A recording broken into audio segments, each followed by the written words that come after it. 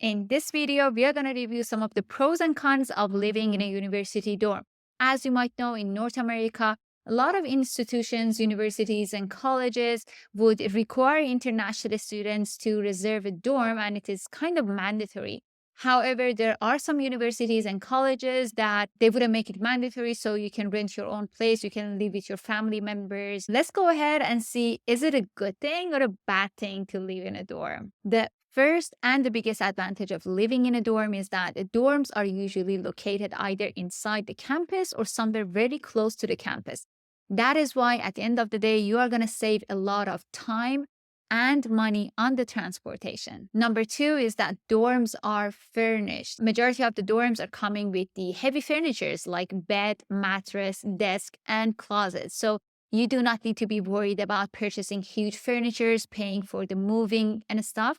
The only things that you need to purchase are your personal items like bed sheets, towels, and etc. Also, if you are out of state or international student and you do not have the option to physically go and see a property and then rent it, then it might be easier to just deal with the university and rent a dorm rather than dealing with the landlords to rent a place and you don't know those people. A lot of international students, especially, they usually stay in a dorm for the first 2 semesters.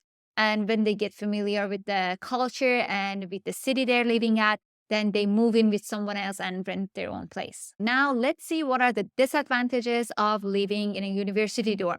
As I mentioned before, university dorms are usually located inside a campus, and campuses are not new buildings, and old buildings always come with their own problems. Also, most of the dorms are only available for 2 semesters, which is 8 months, and usually you have to evacuate your room for the summer break.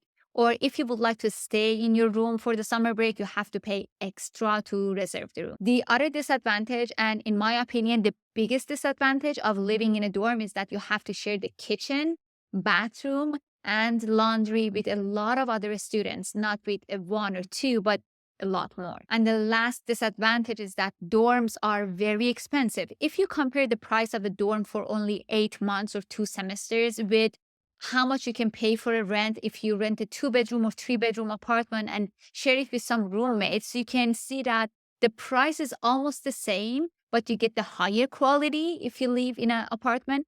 Or sometimes even the price for a dorm is higher than an apartment. Let's go and review some of the examples. I'm going to compare the price of dorm in George Brown College, which is one of the biggest colleges in Toronto, and then University of Toronto, which of course everyone knows.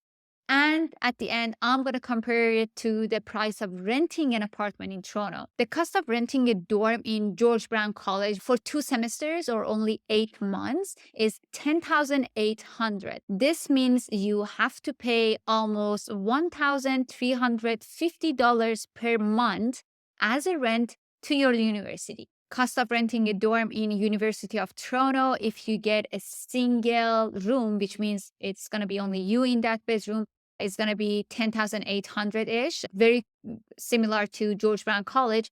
But if you get the double bedroom, which means two people are living in the same room, it's going to be $8,000. So basically, again, you can pay something between $1,350 in a month up to $1,000 in a month if you live in a dorm at the University of Toronto. Now, the average price of renting a 3 bedroom apartment in downtown Toronto is $3,900 in a month.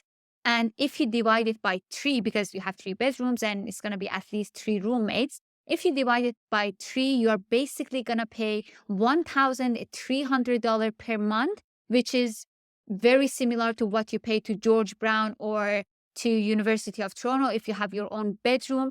Of course, if you would like to get more roommates to just reduce the cost, you can do that.